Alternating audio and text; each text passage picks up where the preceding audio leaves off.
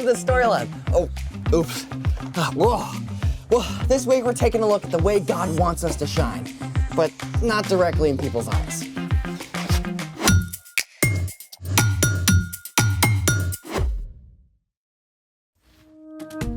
Hey, I'm Carter. And I'm Zeke. And this month, we're talking about how trusting and following Jesus changes the way we treat others. So we can live bright. Not that kind of bright. I was exploring in our attic at home. There's no good light up there.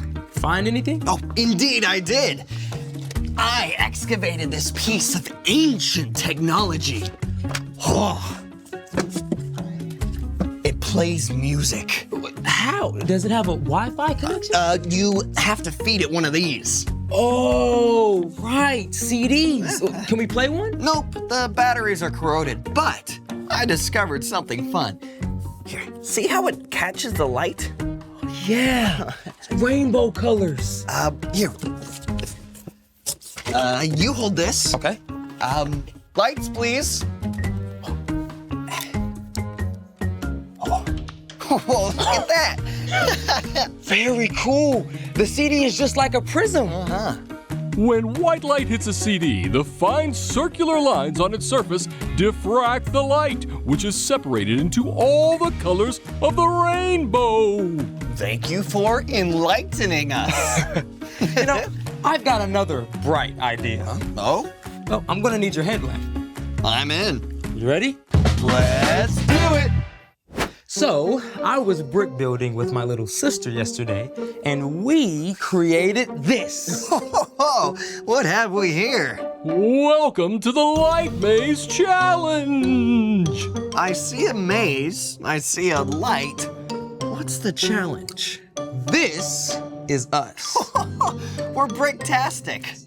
You and me, we're stuck in the dark here in the center of the maze. Oh, it's not dark. Well, it will be when we turn off the lights. Oh. Your challenge is to direct this light in such a way that it goes along each pathway in the maze until it reaches us right here in the middle. So we're mastering light? Let me reflect on that. Aha! Reflection! Mirror, mirror in the lab, who's gonna beat this challenge that's fab? Okay, that is a terrible rhyme. Also, you have 60 seconds to set up the maze. Ready? Like a light bright.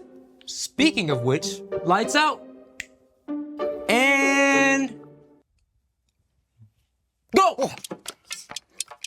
Put that there, perfect. Right. That goes there. It's already reflecting. Yes, look at that. Nice, nice. Just a little bit more. I can see the light. There it is. It's almost reached us. And done! You've managed to beat the challenge and rescue us from the peril of the dark. Lights!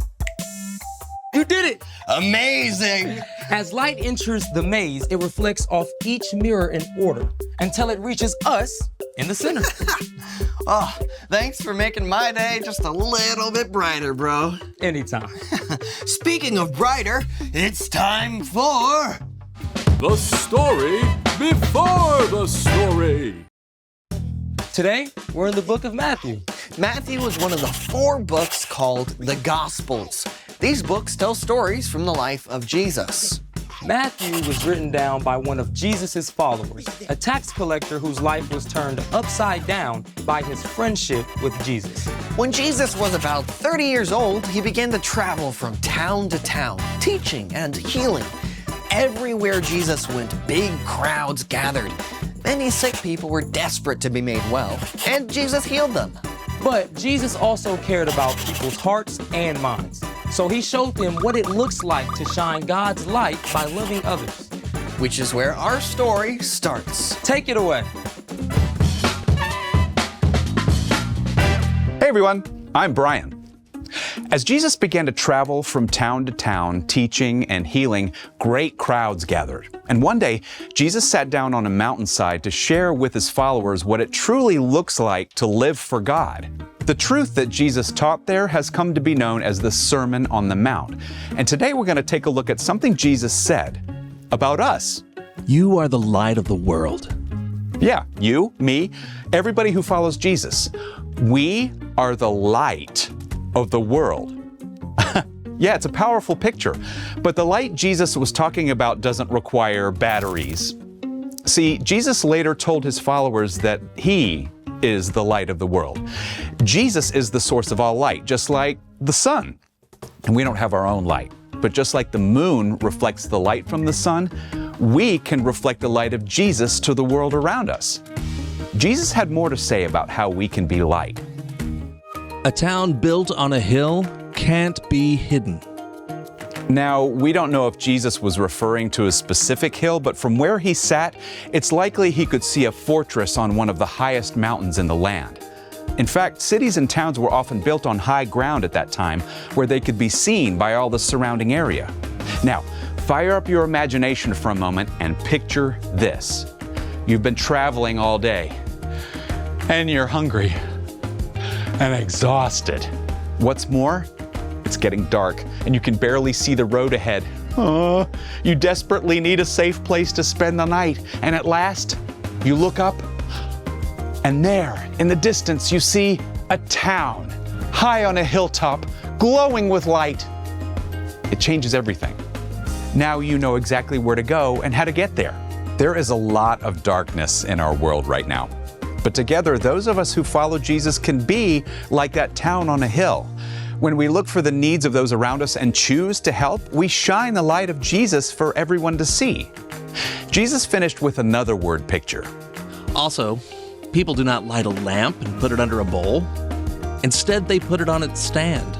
Then it gives light to everyone in the house. In the same way, let your light shine so others can see it. Then they will see the good things you do, and they will bring glory to your Father who is in heaven.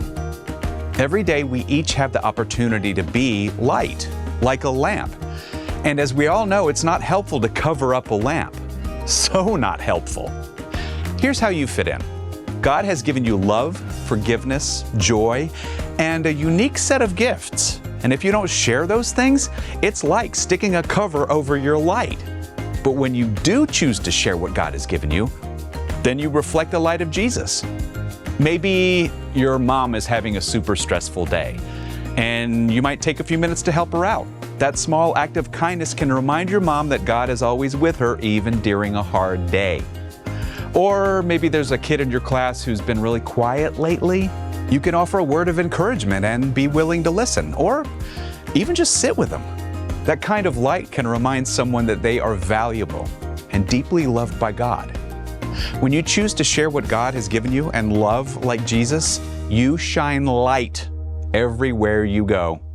The end. Gotta be real. Some days I feel more like a burnt out bulb than a bright light. I mean, I don't know if I want everyone looking at me. Oh, that's okay. I mean, being a light doesn't have to mean lots of pressure to be perfect. So, What's our part in the story? Well, because Jesus is the light of the world, our job is simply to follow in his steps and reflect his light by showing compassion to the people around us. compassion is caring enough to do something about someone else's needs. So I guess the first step is really just paying attention. That's right. You can ask God to open your eyes to the needs of the people in your life. And meeting those needs may be very simple. Like giving up a few minutes of your recess to help a friend find their lost water bottle. Or taking some of the cookies you and your mom baked to the lonely neighbor next door. What about a smile? Oh, for sure. I mean, if a friend is bored or bummed out, sometimes sharing a simple smile is enough to change their mood. It all comes back to keeping your eyes open. And loving like Jesus. You've definitely got it. Boop. See you next time. So, here's the thing. You can shine God's light. And you can do it in amazing ways. You know, I bet we can make this even more epic. I got more bricks. Oh, Oh yeah. Thanks for joining us in the Story Lab. See you next time. Okay, you think we should like make a roof? Oh yeah, absolutely. Yeah. We can use this. I'll put that on the corner there. Yeah.